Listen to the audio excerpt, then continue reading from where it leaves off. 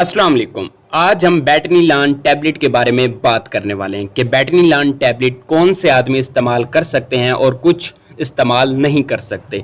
यानी कि कुछ लोगों को ये तो पता होता है बैटनीलान एक स्टीरॉयड टैबलेट है पड़ी, और कुछ लोगों को नहीं पता होता। इस वीडियो को कंप्लीट वॉच करें, आपको मालूम हो जाएगा कि बैटनीलान टैबलेट किस चीज़ के लिए है और किस बारे में है और इसकी डोज क्या क्या है पड़ी। यानी कि डॉक्टर कौन सी डोज लिख कर देते हैं कि इसको इस वीक के अंदर ये डोज दें, दूसरे वीक के अंदर ये डोज दें, तीसरे वीक के अंदर ये डोज दें। ये सारी बातें आज की वीडियो में डिस्कस होने वाली हैं।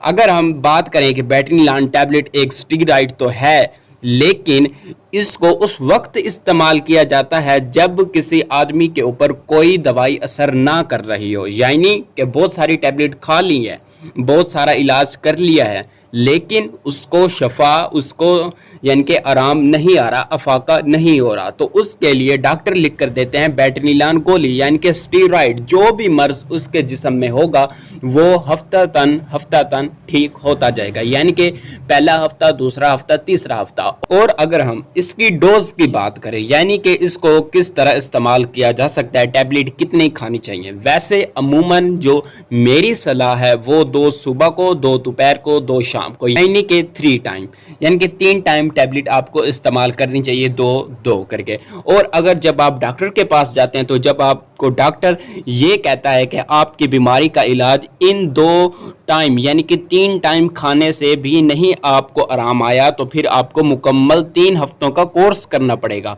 3 हफ्तों का वो कैसे कोर्स होता है, क्योंकि एक बैटनीलान के पत्ते के अंदर बहुत सी गोली